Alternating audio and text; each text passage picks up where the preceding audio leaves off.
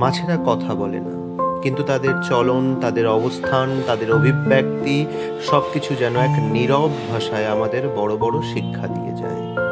অ্যাকোরিয়ামের স্বচ্ছ জল, নরম আলো আর রঙিন মাছের ছন্দময় সাঁতার সব মিলিয়ে এটি যেন এক টুকরো শান্তির জগৎ।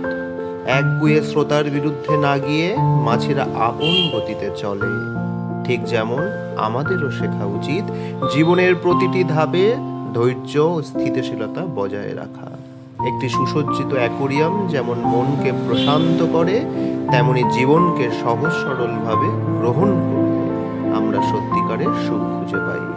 আসুন মাছ ও অ্যাকোরিয়ামের মধ্য দিয়ে জীবন ও প্রকৃতির গভীর সৌন্দর্য আবিষ্কার করি। আর এই অ্যাকোরিয়ামটি যে নির্মাণ করেছেন সে হচ্ছে আমাদের